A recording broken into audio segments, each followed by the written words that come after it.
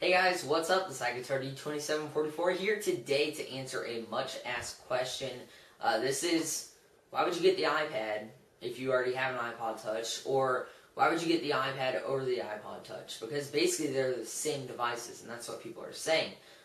Sorry about that. Whenever I hold this up, it reflects. But why would you do that? Why would you pay an extra $300 to get the iPad over the iPod Touch, which is just so similar?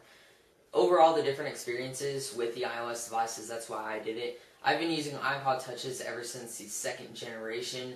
I've owned multiple iPod Touches. It's been my main iOS device until recently when the iPad 2 came out.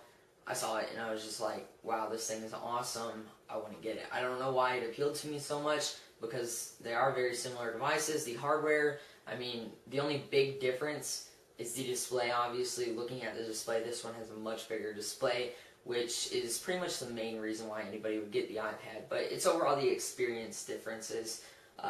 Really, the hardware is almost the same. There's minor differences between the iPod Touch 4th generation and the iPad 2, which are the current models for an iPod Touch and iPad. But why would somebody get the iPad when they already have an iPod Touch, or why would somebody get the iPad over an iPod Touch? And I will be kind of just explaining it, and it's all in perspective, to be honest with you.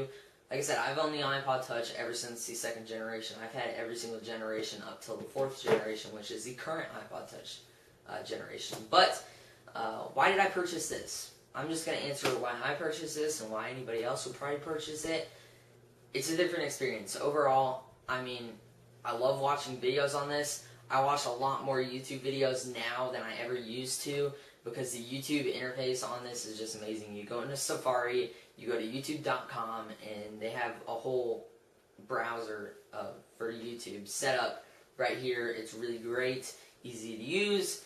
Podcasting, I listen to podcasts all the time on here. Wonderful experience with podcasting. I have zero music on here. That's another thing I want to talk about.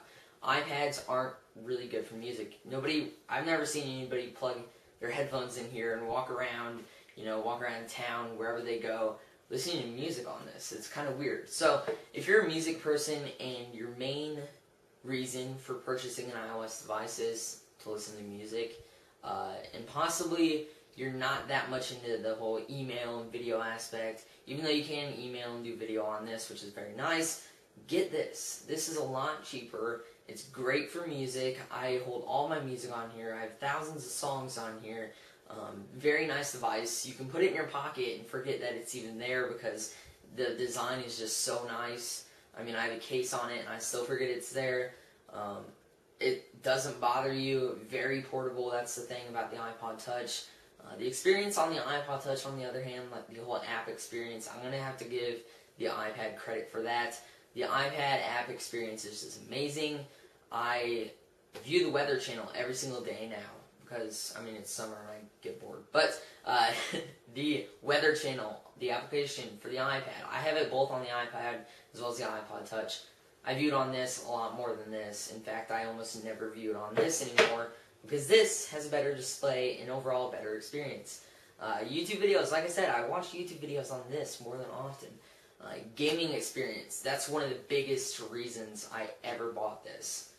iPod Touch gaming, it seemed that all the buttons on the screen, because you know how they throw them out there, like Mortal Kombat 3, Ultimate Mortal Kombat 3, which just came out, the buttons are so squished together and you oftentimes hit a button.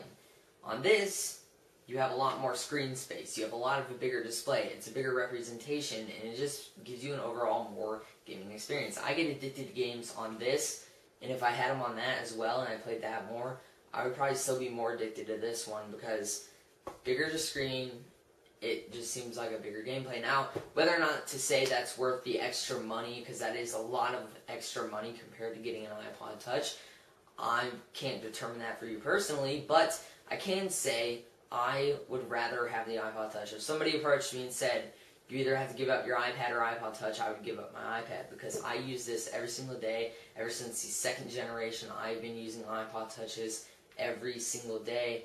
And after 2 months of owning an iPad, I have had days where it just sits there and doesn't do anything. I don't turn it on. I just let it sit there. But overall, different experiences. Some people will use the iPad more, some people will use the iPod Touch less. Whatever it is, it's overall up to you. I receive the question a lot, people trying to ask me how to determine it. Like I said, you just have to experience